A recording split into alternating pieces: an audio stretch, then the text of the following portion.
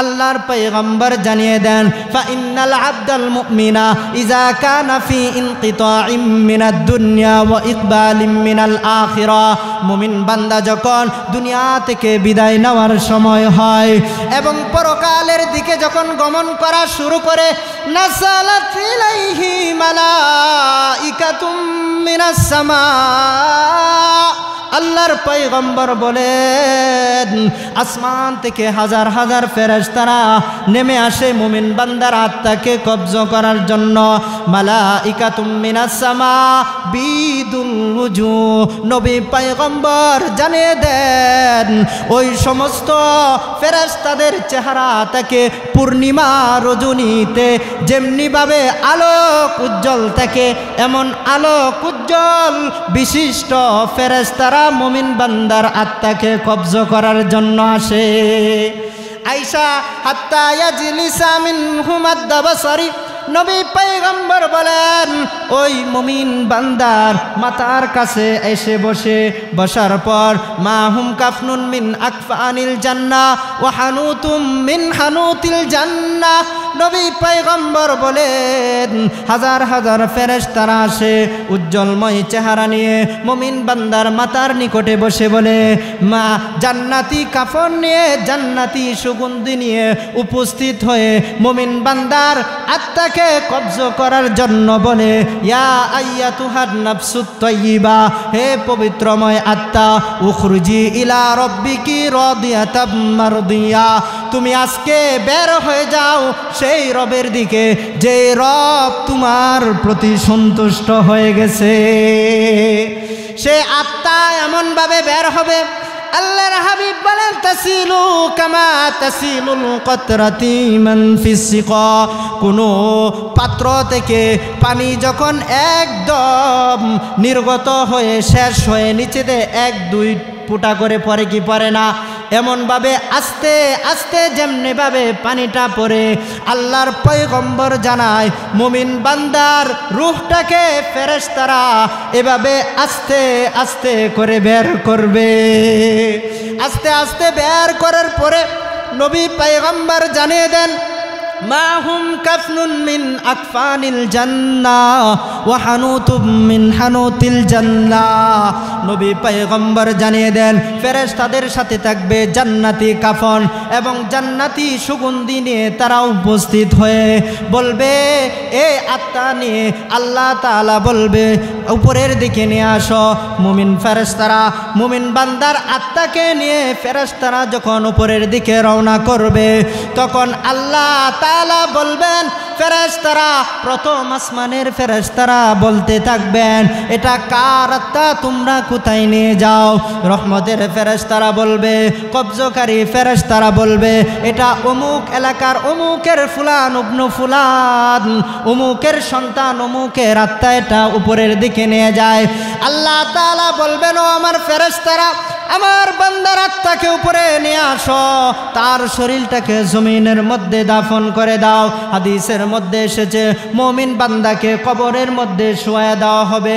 শোয়া দেওয়ার পর হাত্তা ইয়াজিআ মালাকান, নবী পয়গম্বর বলে তার কাছে দুইজন ফেরেশতা আসবে। ফায়াসআলানিহি, দুইজন ফেরেশতা তাকে প্রশ্ন করবে, মুমিন বান্দাকে প্রশ্ন করবে। ফায়ুজলিসানিহি ওয়া ফি রাওয়ায়াতিন ফায়ুকঈদানিহি, হাদিসের মধ্যে এসেছে অন্য বর্ণনার মধ্যে এসেছে দুইজন ফেরেশতা মুমিন বান্দাকে উঠাইয়া বসাইবে, বসায়া বলবে মার রব্বুকা, মুমিন বান্দা জবান দেয়া বলবে রব্বি আল্লাহ। দ্বিতীয় প্রশ্ন করবে ওমা দীনুকা, মুমিন বান্দা বলবে দীনিয়াল ইসলাম। তৃতীয় প্রশ্ন করবে ওমান হাজার রাজুলুল্লাযী বুইসা ফীকুম, নবী পয়গম্বরের দিকে ইশারা করে বলবে এই ব্যক্তিটিকে কে তুমি চিনো নাকি তোমাদের জন্য পাঠানো হয়েছে? তখন মুমিন বান্দা বলবে হাজা নবিয়ুনা মুহাম্মাদুন সাল্লাল্লাহু আলাইহি ওয়াসাল্লাম।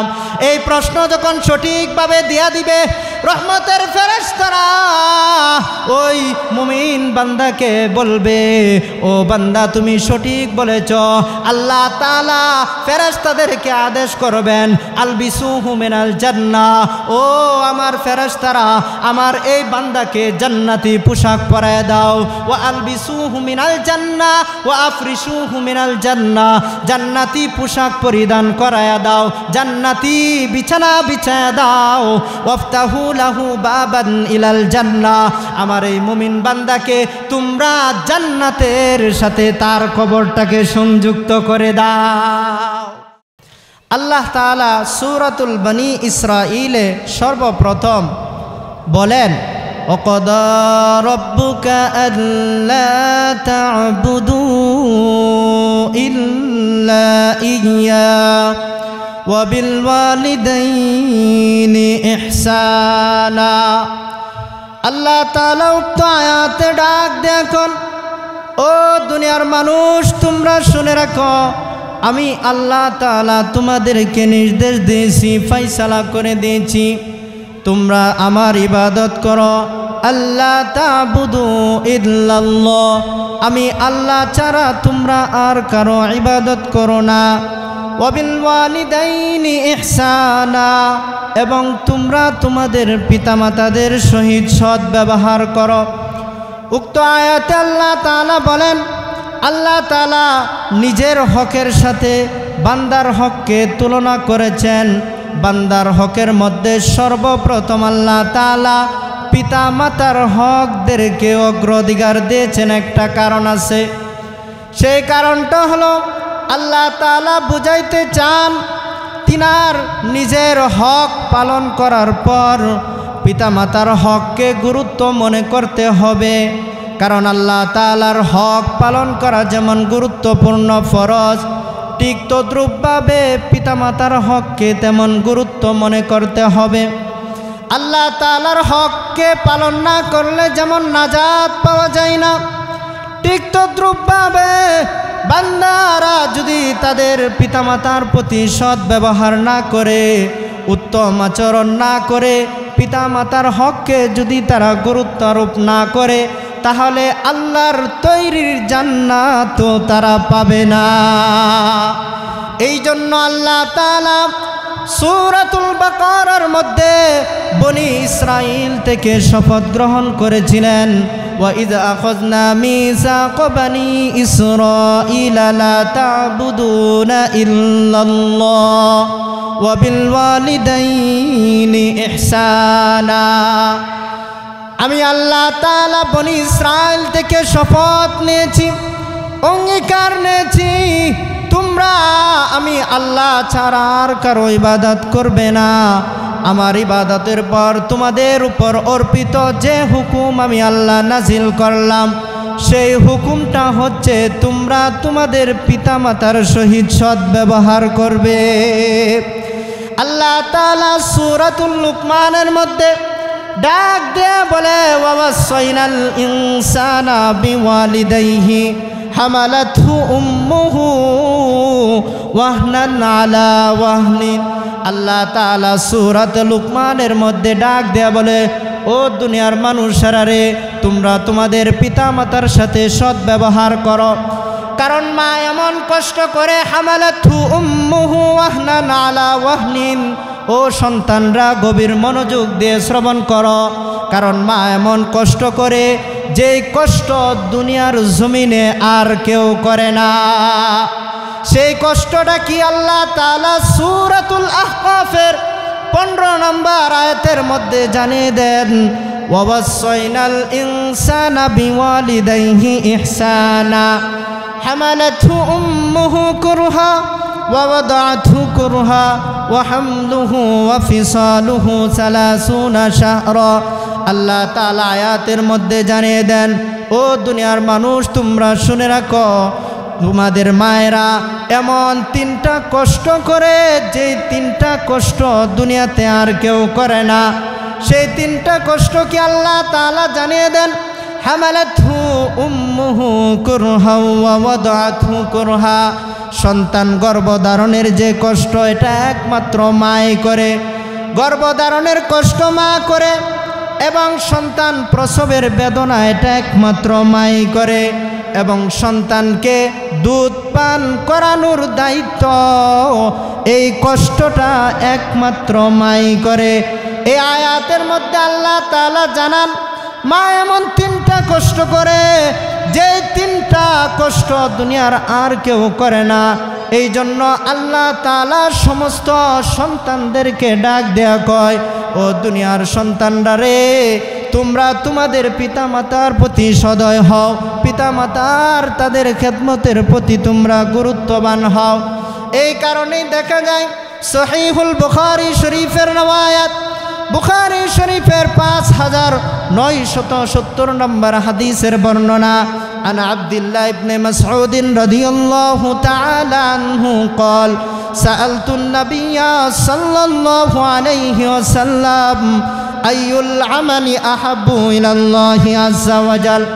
আল্লাহর হাবিব জানিয়ে দেন, এক ব্যক্তি আল্লাহর নবীর সাহাবী হযরত আব্দুল্লাহ ইবনে মাসউদ রাদিয়াল্লাহু তাআলা আনহু আল্লাহর নবীকে জিজ্ঞাসা করে, আইয়ুল আমালি আহাব্বু ইলাল্লাহি আযজা ওয়াজাল, ইয়া রাসূলুল্লাহ, ইয়া হাবিবাল্লাহ, আল্লাহ তাআলার কাছে সবচেয়ে পছন্দনীয়, অধিক পছন্দনীয় আমল কোনটা? নবী পয়গম্বর জানিয়ে দেন, আমার সাহাবী, আসসালাতু আলা ওয়াক্তিহা, সময় মতো নামাজ আদায় করা, এটা আল্লাহ তাআলার কাছে সবচেয়ে বেশি পছন্দনীয়। সাহাবী পুনরায় জিজ্ঞাসা করে, সুম্মা আইয়ুন, এরপরে আল্লাহ তাআলার কাছে সবচেয়ে কি আমল বেশি পছন্দনীয়? নবী পয়গম্বর জানিয়ে দেন, সুম্মা বিররুল ওয়ালিদাইন, পিতামাতার সাথে সৎ ব্যবহার করা আল্লাহর কাছে বেশি পছন্দনীয়। সাহাবী পুনরায় জিজ্ঞাসা করে, সুম্মা আইয়ুন, ইয়া রাসূলুল্লাহ, ইয়া হাবিবাল্লাহ, এরপরে আল্লাহ তাআলার কাছে সবচেয়ে পছন্দনীয় আমল কোনটি? নবী পয়গম্বর জানিয়ে দেন, আল জিহাদু ফি সাবিলিল্লাহ, আল্লাহর রাস্তায় জিহাদ করা। হাদিস থেকে জানতে পারলাম নবীর সাহাবী জিজ্ঞাসা করে আল্লাহর কাছে কোন আমল পছন্দনীয়। নবী জানিয়ে দেন নামাজ পড়া, ওয়াক্তমতো নামাজ পড়া।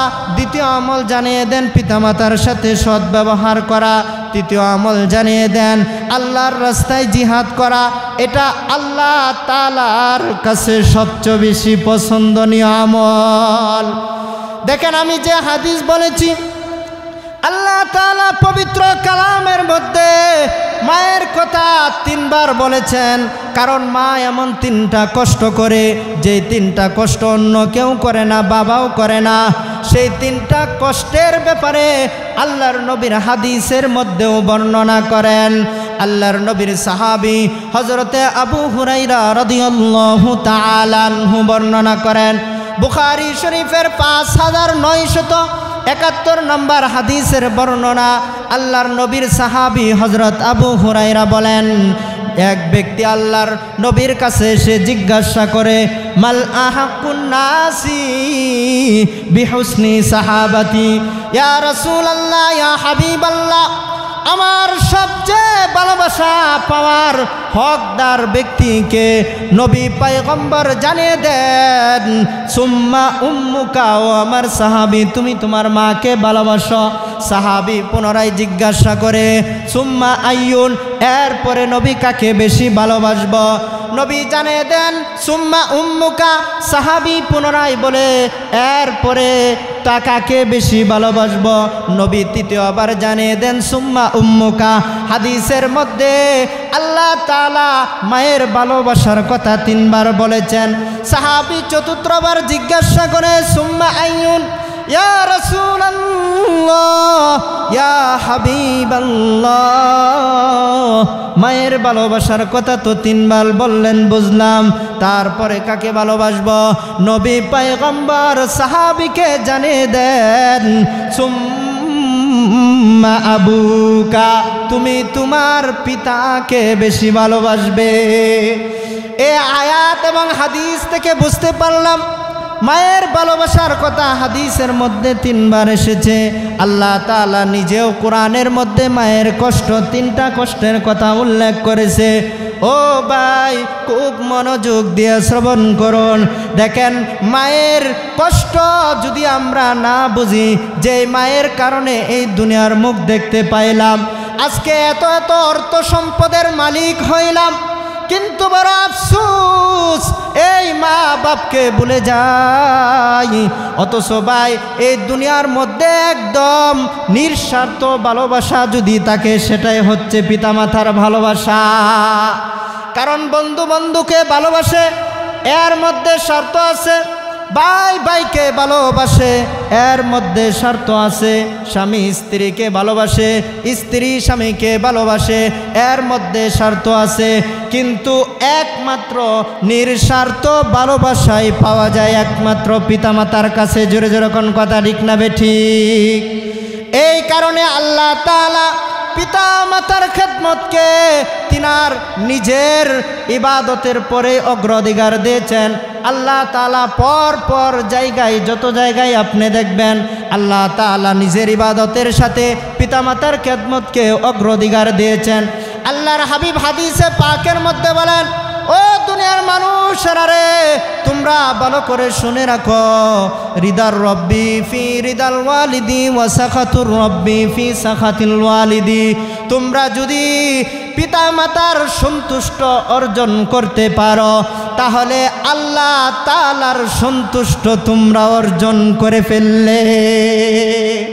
আর যদি তোমরা পিতা মাতার অর্থকে অসন্তুষ্ট করো, অর্থাৎ তাদের হককে সঠিকভাবে পালন না করো, তাহলে জেনে রাখো, নবী পয়গম্বর জানিয়ে দেন, রিদার রব্বি ফি রিদাল ওয়ালিদি ওয়া সাখাতুর রব্বি ফি সাখাতিল ওয়ালিদি। নবী আমার জানিয়ে দেন, যদি আল্লাহ তাআলাকে ভালোবাসতে চাও, আল্লাহ তাআলাকে খুশি করতে চাও, তাহলে পিতা মাতার সন্তুষ্টিতে আল্লাহ তাআলা সন্তুষ্টি। আর যদি পিতামাতাকে অসন্তুষ্ট করো, নবী পয়গম্বর জানিয়ে দেন, ও মানুষ শুনে রাখো, খেয়াল করে শুনো, পিতামাতা অসন্তুষ্ট হলে আল্লাহ তাআলাও অসন্তুষ্ট হয়ে যান। জোরে জোরে নাউজুবিল্লাহ। এই পিতামাতার পায়ের নিচে জান্নাত। হাদিসে পাকের মধ্যে আল্লাহর পয়গম্বর ইরশাদ করেন, আল জান্নাতু তাহতা আকদামিল উম্মাহাত। পিতামাতার পায়ের নিচে হয়েছে সন্তানের জন্য জান্নাত। এই জান্নাত আপনি আমি কিভাবে অর্জন করব, আসুন একটু জেনে নেওয়া যাক। পিতামাতার হকগুলাকে যদি সঠিকভাবে পালন করতে পারি, তাহলে আল্লাহ তাআলা তাদের খেদমতের বদৌলতে আপনাকে আমাকে জান্নাত দান করবেন। কিন্তু বড় আফসোসের বিষয়, বর্তমান যুগে দেখা যায় কত কত কোটি কোটি সন্তান হয়েছে, যে মা বাবার মাধ্যমে দুনিয়াতে আসলাম। এই দুনিয়ার এত নাজ নিয়ামত ভক্ষণ করতেছি, এত নাজ নিয়ামত দেখতেছি, কিন্তু আজকে এত অর্থ সম্পদের মালিক হয়ে পিতামাতাকে বলে যায়। সমাজে আছে কিনা? দেখেন, যদি পিতামাতার সাথে অবাধ্য আচরণ করে, তাহলে তার দুনিয়াও বরবাদ এবং তার আখিরাতও বরবাদ। ঘোষণাকার আল্লাহর ঘোষণা। কে ঘোষণা করেছে? আল্লাহ তাআলা ঘোষণা করেছে। দেখেন, আল্লাহর নবীর সাহাবীরা এই পিতা মাতার খেদমতকে তারা কেমন গুরুত্বারোপ করেছে। বুখারী শরীফের রওয়ায়াত, একবার জিহাদের প্রস্তুতি চলছে, আল্লাহর নবীর পয়গম্বরের কাছে এসে এক সাহাবী এসে বলে, ইয়া রাসূলুল্লাহ, ইয়া হাবিবাল্লাহ, আমি জিহাদের অনেক প্রশংসা শুনেছি, জিহাদের অনেক ফজিলত শুনেছি, কিন্তু আমার মনে বড় তামান্না, আমি জিহাদ করতে চাই, আপনার সাথে আমি জিহাদে অংশগ্রহণ করব। নবী পয়গম্বর জানিয়ে দেন, আলাকা আওয়ালিদান, ও আমার সাহাবী, তোমার পিতা মাতা কি এখনো দুনিয়ার হায়াতের মধ্যে বেঁচে আছে কিনা? সাহাবী বলে, ক্বালা নাআম, নবী পয়গম্বর সাহাবীকে জানিয়ে দেন ফাফিহিমা ফাজাহিদ, ও সাহাবী আর দেরি করার দরকার নাই, তোমার পিতা মাতার খেদমতে তুমি লিপ্ত হয়ে যাও। ফাফিহিমা ফাজাহিদ, এটাই তোমার জন্য জিহাদ। আল্লাহর নবী সাহাবী, দেখেন একজন সাহাবীর মর্যাদা হলো দুনিয়ার সাহাবীর পরে দুনিয়ার সমস্ত মানুষকে যদি এক পাল্লায় রাখা হয়, একজন সাহাবীকে যদি আরেক পাল্লায় রাখা হয়, তাহলেও সমগ্র মানুষ একজন সাহাবীর সমপরিমাণ হতে পারবে না। এমন সাহাবীর মর্যাদা থেকেও এক ব্যক্তি আল্লাহর নবীর যুগে ইয়ামানে বসবাস করত, আপনারা সকলেই জানেন, তার নাম হইল ওয়াইস করণী। সে ওয়াইস করণী, সে নবীর কথাকে মান্য করার কারণে সে সাহাবীর মর্যাদা লাভ করতে পারে নাই, কিন্তু সে নবীর কথা মানার কারণে আল্লাহ তাআলা তাকে দুনিয়াতে এমন ফজিলতপূর্ণ বানাইছেন, এমন ফজিলত বানাইছেন, এই ওয়াইস করণীকে আল্লাহ তাআলা মুস্তাজাবুদ দাওয়া হিসাবে কবুল করেছেন। কেমন ভাবে কবুল করেছেন ঘটনাটা শুনুন। হাদিসের মধ্যে এসেছে ওয়াইস করণীর মনে অনেক বড় তামান্না, নবীর সাথে সাক্ষাৎ লাভ করে সাহাবীর মর্যাদা অর্জন করবে। নবী পয়গম্বরের কাছে চিঠি লেখে, ইয়া রাসূলুল্লাহ, ইয়া হাবিবাল্লাহ, আমি আপনার সান্নিধ্য লাভ করে সাহাবীর মর্যাদা অর্জন করতে চাই। নবী পয়গম্বর প্রশ্নের চিঠির উত্তরে বলে, ও ওয়াইস, তোমার মা কি এখনো বেঁচে আছে কিনা, পিতামাতা আছে কিনা? ওয়াইসুল করণী চিঠির উত্তরের মধ্যে জানিয়ে দেন, আমার বাবা নাই, কিন্তু আমার মা এখনো দুনিয়ার হায়াতে বেঁচে আছে, আমার মায়ের খেদমতের প্রয়োজন বোধ হয়। নবী পয়গম্বর ওই ওয়াইস করণীকে জানিয়ে দেন, তোমার টেনশনের কোনো কারণ নাই, তুমি তোমার মায়ের খেদমতে লেগে থাকো। মায়ের খেদমতের বদৌলতে আল্লাহ তাআলা তোমাকে কাল কিয়ামতের ময়দানে সাহাবী সমপরিমাণ মর্যাদা দান করবেন। কেমন মর্যাদা দিয়েছেন শুনেন।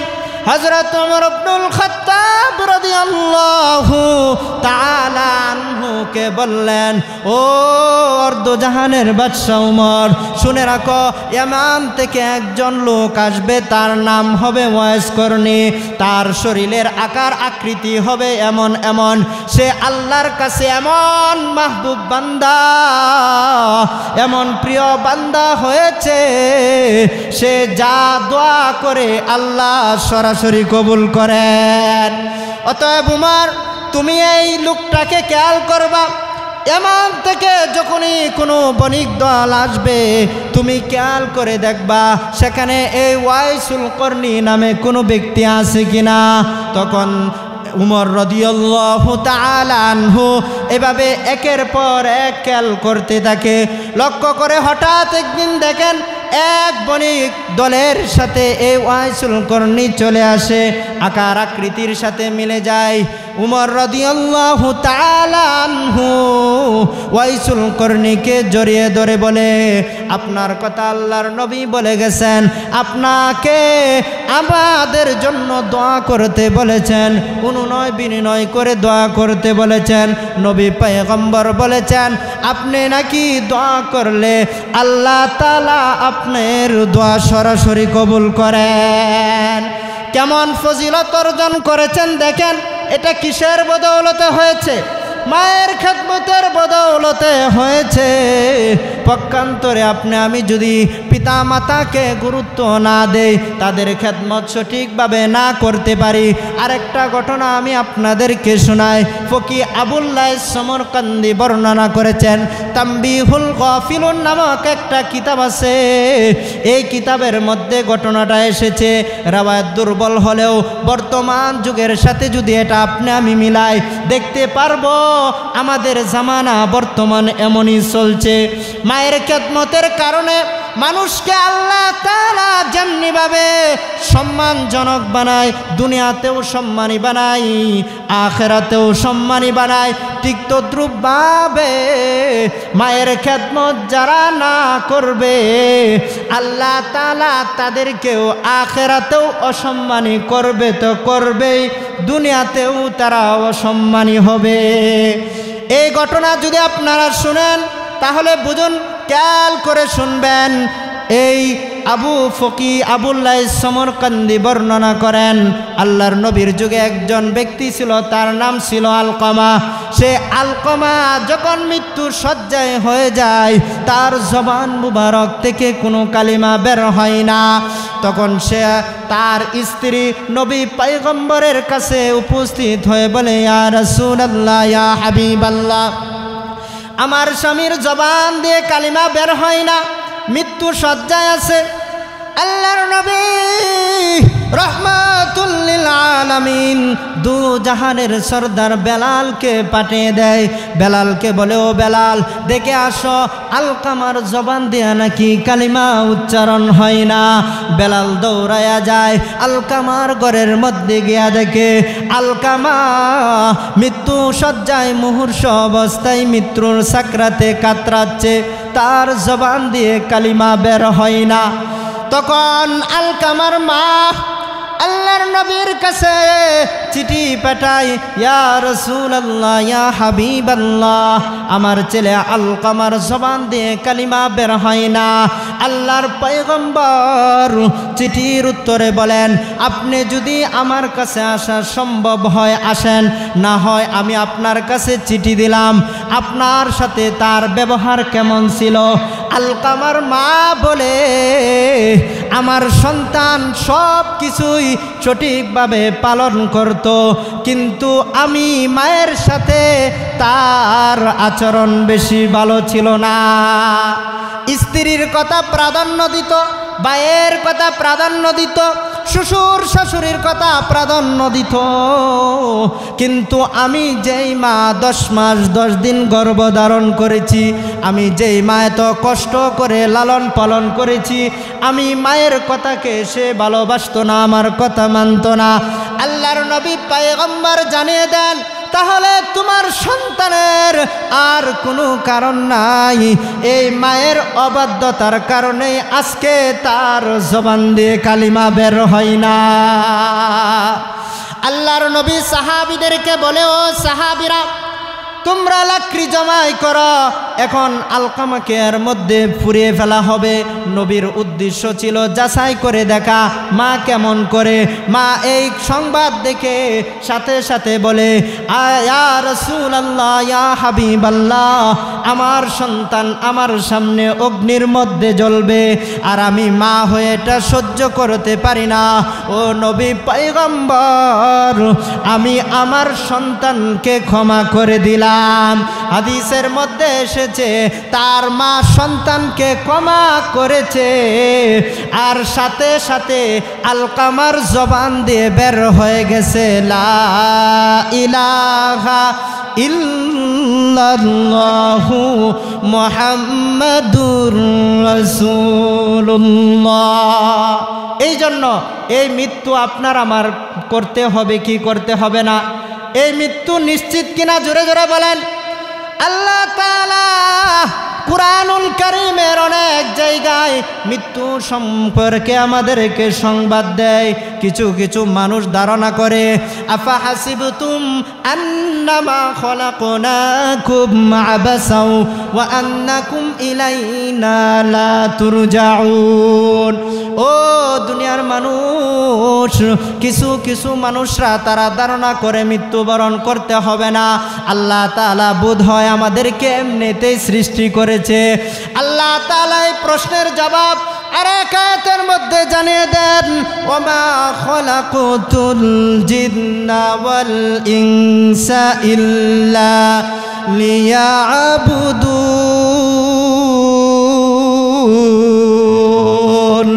আল্লাহ তাআলা জানিয়ে দেন, ও দুনিয়ার মানুষ, তোমরা যে ভেবেছো আমি আল্লাহ তাআলা তোমাদেরকে অনর্থক সৃষ্টি করেছি, এই কথা তোমরা ভেবো না। কারণ আমি আল্লাহ তাআলা তোমাদেরকে সৃষ্টি করেছি আমি আল্লাহ পাকের গোলামি করার জন্য। কিসের জন্য? আল্লাহ পাকের গোলামি করার জন্য। এখন প্রশ্ন হয়, আল্লাহ এই গোলামি আমরা কতদিন করব? একদিন করলেই চলবে, 2 দিন করলেই চলবে, শুধু শুক্রবারে বা ঈদের নামাজে তোমার ইবাদত করি, তোমার গোলামি করি, এটা করলেই চলবে? আল্লাহ তাআলা জানিয়ে দেন, ও দুনিয়ার মানুষ জেনে রাখো, এই ইবাদত 1 দিন 2 দিন 3 দিন করলেই চলবে না, বরং তোমার এই ইবাদত হাত্তা ইয়াতিয়াকাল ইয়াকিন, অর্থাৎ তোমার এই ইবাদত তোমার মৃত্যু আসার আগ পর্যন্ত করতে হবে। এই আয়াত থেকে জানতে পারি আল্লাহ তাআলা মৃত্যু আপনার আমার জন্য নিশ্চিত করেছেন কি করেছেন না? আল্লাহ তাআলা নিশ্চিত করেছেন। এই আয়াতের উত্তর আল্লাহ তাআলা আর এক আয়াতের মধ্যে জানিয়ে দেন, কুল্লু নাফসিন যায়িকাতুল মাউত সুম্মা ইলাইনা তুরজাউন। আল্লাহ তাআলা দুনিয়াতে যত প্রাণশীল প্রাণী সৃষ্টি করেছেন সকলকেই মৃত্যুবরণ করতে হবে, আল্লাহ তাআলার কাছে ফিরে যাইতে হবে। এখন আপনার আমার প্রশ্ন হইতে পারে, এই মৃত্যু থেকে পলায়ন করলেও কি কোনো রেহাই আছে কি না? সেটার উত্তর আল্লাহ তাআলা আরেক আয়াতের মধ্যে জানিয়ে দেন, আইনামা তাকুনু ইদরিকুমুল মাউত ওয়ালাউ কুনতুম ফি বুরুজিম মুশাইয়াদা। ও দুনিয়ার মানুষ তোমরা শুনে রাখো, এই মৃত্যু থেকে পলায়ন করার জন্য তোমরা যদি কাছে ঘেরাও করা ঘরের ভিতরেও অবস্থান করো, সেখানেও তোমাদের মৃত্যু হবে, সেখান থেকেও তোমাদের মৃত্যুবরণ করতে হবে। আল্লাহ তাআলার এক আয়াতের মধ্যে জানিয়ে দেন, আমাদের প্রশ্ন হইতে পারে, হুজুর আমরা তো এখন এই নারায়ণগঞ্জ দোয়ারা নামক এলাকায় আছি, এই এলাকা ছেড়ে আমরা যদি লন্ডন আমেরিকা চলে যাই সেখানেও কি মৃত্যু আমাদেরকে পেয়ে বসবে কিনা? আল্লাহ তাআলা এই কথার উত্তর সূরাতুল জুমআর মধ্যে জানিয়ে দেন, কুল ইন্নাল মাউতাল্লাযী তাফিরুনা মিনহু ফাইন্নাহু মুলাকীকুম সুম্মা তুরাদ্দুনা ইলা আলিমিল গায়বি ওয়াশ শাহাদাতি ফায়ুনাব্বিউকুম বিমা কুনতুম তা'মালুন। আল্লাহ তাআলা জানিয়ে দেন, নবী পয়গম্বর, কুল ইন্নাল মাউতাল্লাযী তাফিরুনা মিনহু ফাইন্নাহু মুলাকীকুম। মানুষ আপনাকে যেই মৃত্যু থেকে পলায়ন করতে বলে আপনি জানিয়ে দেন, সেই মৃত্যু তাদেরকে অবশ্যই অবশ্যই পেয়ে বসবে। সুম্মা তুরাদ্দুনা ইলা আলিমিল গায়বি ওয়াশ শাহাদা, অতঃপর এই মৃত্যু তাদেরকে এমনভাবে পেয়ে বসবে, তাদের মৃত্যু হওয়ার পর তাদেরকে সেই রবের কাছে ফিরে যাইতে হবে, যে রবকে তারা না দেখিয়া সব কিছু না করিয়া বিশ্বাস করেছিল, সেই রবের দরবারে ফিরে যেতে হবে। বিমা কুনতুম তা'মালুন। আল্লাহ তাআলা বলেন, ফায়ুনাব্বিউকুম বিমা কুনতুম তা'মালুন। ও দুনিয়ার মানুষ রে, তোমরা শুনে রাখো, এই মৃত্যু থেকে কোনো পালন করলে লাভ হবে না, আল্লাহর দরবারে ফিরে যাইতে হবে। সেখানে তোমরা দুনিয়াতে যা কিছু করেছ না করেছ সব কিছুর বিবরণ সেখানে তোমাদেরকে দেওয়া হবে। তোমরা যা করেছ সব সেখানে দেওয়া হবে। আল্লাহ তাআলার এই সমস্ত বাণী থেকে আমরা বুঝতে পারি মৃত্যু নিশ্চিত আপনার আমার জন্য অবধারিত। এই মৃত্যু থেকে কেউ পলায়ন করতে পারবে না। এবার আসুন, এই মৃত্যুটা যদি আপনার আমার ভালো অবস্থা মুমিন অবস্থায় হয় তাহলে আপনার আমার কেমন ফজিলত দেখেন। মুসনাদে আহমদ শরীফের রওয়ায়াত, আল্লাহর পয়গম্বর জানিয়ে দেন, ফাইন্নাল আবদাল মুমিনা ইযা কানা ফি ইনকিতাইম মিনাদ দুনিয়া ওয়া ইকবালিম মিনাল আখিরা। মুমিন বান্দা যখন দুনিয়া থেকে বিদায় নেওয়ার সময় হয় এবং পরকালের দিকে যখন গমন করা শুরু করে, নাযালাত ইলাইহি মালাইকাতুম মিনাস সামা, আল্লাহর পয়গম্বর বলেন আসমান থেকে হাজার হাজার ফেরেশতারা নেমে আসে মুমিন বান্দার আত্মাকে কবজ করার জন্য। মালাইকাতুম মিনাস সামা বিদুল ওয়ুজুহ, নবী পয়গম্বর জানিয়ে দেন ওই সমস্ত ফেরেশতাদের চেহারা থাকে পূর্ণিমা রজনীতে যেমনিভাবে আলোক উজ্জ্বল থাকে, এমন আলোক উজ্জ্বল বিশিষ্ট ফেরেশতারা মুমিন বান্দার আত্মাকে কবজ করার জন্য আসে। আয়েশা হাত্তা ইয়াজলিসা মিনহুম আদ-দাবসারি, নবী পয়গম্বর বলেন ওই মুমিন বান্দার মাথার কাছে এসে বসার পর মাহুম কাফনুন মিন আকফানিল জান্নাহ ওয়া হানুতুম মিন হানুতিল জান্নাহ, নবী পয়গম্বর বলেন হাজার হাজার ফেরেশতারা আসে উজ্জ্বলময় চেহারা নিয়ে মুমিন বান্দার মাথার নিকটে বসে বলে মা জান্নাতি কাফন নিয়ে জান্নাতি সুগন্ধি নিয়ে উপস্থিত হয়ে মুমিন বান্দার আত্মাকে কবজ করার জন্য বলে ইয়া আইয়াতুহান নাফসুত তাইয়্যিবা, হে পবিত্রময় আত্মা উখরুজি ইলা রাব্বিকি রাদিয়াতাম মারদিয়া, তুমি আজকে বের হয়ে যাও সেই রবের দিকে যে রব তোমার প্রতি সন্তুষ্ট হয়ে গেছে। সে আত্মা এমনভাবে বের হবে, আল্লাহর হাবিব বলেন তাসিলু কামা তাসিলুল কতরাতি মান ফিস সিকা, কোনো পাত্র থেকে পানি যখন একদম নির্গত হয়ে শেষ হয়ে নিচেতে এক দুই ফুটা করে পড়ে কি পড়ে না, এমনভাবে আস্তে আস্তে যেমনিভাবে পানিটা পড়ে আল্লাহর পয়গম্বর জানায় মুমিন বান্দার রূহটাকে ফেরেশতারা এভাবে আস্তে আস্তে করে বের করবে। আস্তে আস্তে বের করার পরে নবী পয়গম্বর জানিয়ে দেন মাহুম কাফনুন মিন আকফানিল জান্নাহ ওয়া হানুতুম মিন হানুতিল জান্নাহ, নবী পয়গম্বর জানিয়ে দেন ফেরেশতাদের সাথে থাকবে জান্নাতি কাফন এবং জান্নাতি সুগন্ধি নিয়ে তারা উপস্থিত হয়ে বলবে এ আত্মা নিয়ে আল্লাহ তাআলা বলবে উপরের দিকে নিয়ে আসো। মুমিন ফেরেশতারা মুমিন বান্দার আত্মাকে নিয়ে ফেরেশতারা যখন উপরের দিকে রওনা করবে তখন আল্লাহ তাআলা বলবেন ফেরেশতারা প্রথম আসমানের ফেরেশতারা বলতে থাকবেন এটা কার আত্মা, তোমরা কোথায় নিয়ে যাও।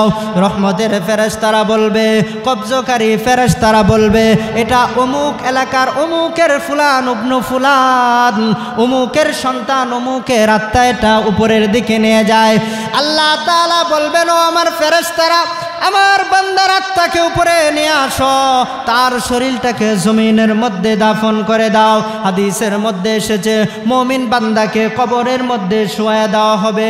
শোয়া দেওয়ার পর হাত্তা ইয়াজিআ মালাকান, নবী পয়গম্বর বলে তার কাছে দুইজন ফেরেশতা আসবে। ফায়াস আলানিহি, দুইজন ফেরেশতা তাকে প্রশ্ন করবে, মুমিন বান্দাকে প্রশ্ন করবে। ফায়ুজলিসানিহি ওয়া ফি রাওয়ায়াতিন ফায়ুকঈদানিহি, হাদিসের মধ্যে এসেছে অন্য বর্ণনার মধ্যে এসেছে দুইজন ফেরেশতা মুমিন বান্দাকে উঠাইয়া বসাইবে, বসায়া বলবে মার রব্বুকা, মুমিন বান্দা জবান দেয়া বলবে রব্বি আল্লাহ। দ্বিতীয় প্রশ্ন করবে ওমা দীনুকা, মুমিন বান্দা বলবে দীনিয়াল ইসলাম। তৃতীয় প্রশ্ন করবে ওমান হাজার রাজুলুল্লাযী বুইসা ফীকুম, নবী পয়গম্বরের দিকে ইশারা করে বলবে এই ব্যক্তিটিকে কে তুমি চিনো নাকি তোমাদের জন্য পাঠানো হয়েছে। তখন মুমিন বান্দা বলবে হাজা নবিয়ুনা মুহাম্মাদুন সাল্লাল্লাহু আলাইহি ওয়াসাল্লাম।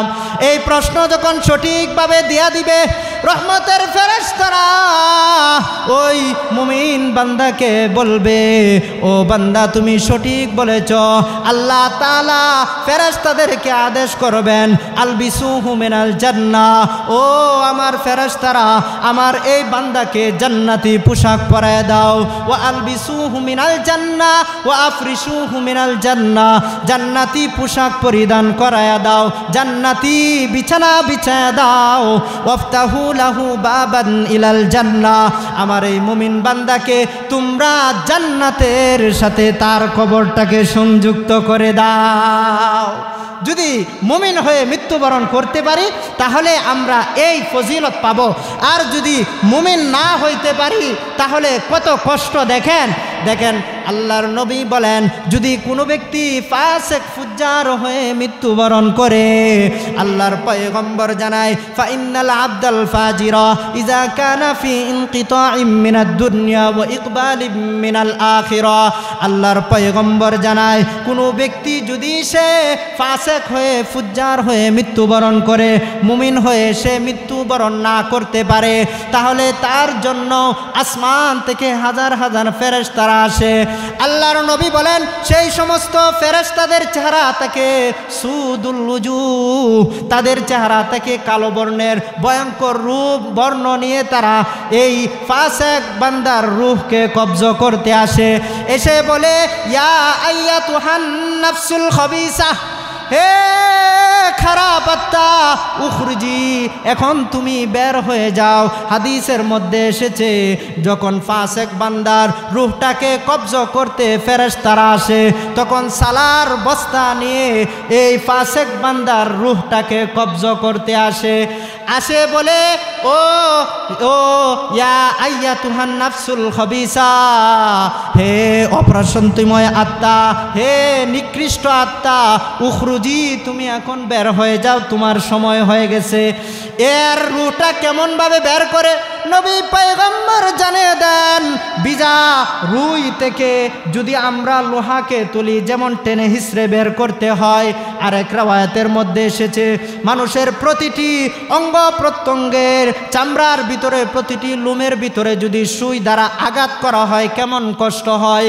ফাসিক বান্দার রূহটাকে যখন কবজ করা হয় তখন এমন কষ্ট হবে, জোরে জোরে নাউজুবিল্লাহ। এই ফাসিক বান্দার রূহকে কবজ করে উপরের দিকে যখন নিয়ে যাওয়া হবে, সময় সংক্ষিপ্তভাবে বলতেছি, উপরে নেওয়া যাওয়ার সময় প্রথম আসমানের ফেরেশতারা বলবে, এটা কার আত্মা, কোথায় নিয়ে যাও? এই আত্মা থেকে দুর্গন্ধ ছড়াচ্ছে, জোরে জোরে নাউজুবিল্লাহ।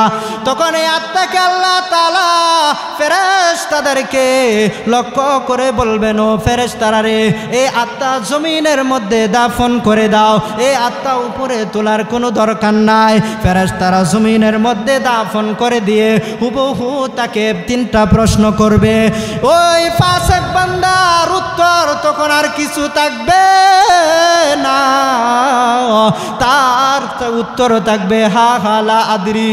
ও ফেরেশতার দল, আমি তো কিছুই জানি না, ফেরেশতারা তাকে বলবে, আলাম ইয়াতিকুম নাযীর, ও ফাসিক বান্দা, তোমার কাছে কি কোনো সতর্কবাণী আল্লাহ পাঠায় নাই? ফাসিক বান্দা বলবে, পাঠাইছে। আলেম উলামারা এভাবে বয়ান করছে, এভাবে বিভিন্ন ইসলামী মাহফিল হয়েছে, কোরআন হাদিস পড়ছি, কিন্তু এগুলা মানি নাই, যার কারণে আজকে আমার জবান দিয়ে কোনো কিছু বের হয় না। আল্লাহ তাআলা আদেশ করবেন, ও ফেরেশতার দল, আমার এই বান্দাকে আফরিশু লাহু মিনান নার ওয়া আলবিসুহু মিনান নার, তাকে জাহান্নামী পোশাক পরিধান করায় দাও, জোরে জোরে নাউজুবিল্লাহ। তাকে জাহান্নামী পোশাক পরিয়ে দাও এবং জাহান্নামী বিছানা বিছায়া দাও। ওয়াফতাহু লাহু বাবান ইলান নার, এবং তার কবরটাকে জাহান্নামের কবরের সাথে সংযুক্ত করে দাও, জোরে জোরে নাউজুবিল্লাহ। এই জন্য যদি আপনার আমার মৃত্যুটা ভালো অবস্থায় হয়, তাহলে আল্লাহ তাআলা আপনাকে আমাকে মুমিন বান্দা হিসাবে কবুল করুক, সকলে বলুন আমিন। তাহলে আপনার আমার আত্মাকে আল্লাহ তাআলা ভালো হিসাবে কবুল করবেন। আর যদি ফাসিক ফুজ্জার হয়ে মৃত্যুবরণ করতে হয়, তাহলে আল্লাহ তাআলার কাছে আপনি আমি কি লাঞ্ছিত, আল্লাহ তাআলা কিয়ামতের ময়দানে দর পাকড়াও করতে হবে। এই জন্য আল্লাহ তাআলা আমাদেরকে একমাত্র পাঠাইছে তার ইবাদত করার জন্য। আর এই ইবাদতের সাথে আল্লাহ তাআলা বলেছেন, তোমরা তোমাদের পিতামাতার সাথে সৎ ব্যবহার করবা। আয়াতটা বলে আমি আলোচনা শেষ করতেছি। আল্লাহ বলেন, ওয়াকাদা রাব্বুকা আল্লা তা'বুদু ইল্লা ইয়্যা ওয়া বিল ওয়ালিদাইনি ইহসানা। ও দুনিয়ার মানুষ, তোমাদেরকে আমি নির্দেশ দিয়েছি, ফয়সালা করে দিয়েছি, তোমরা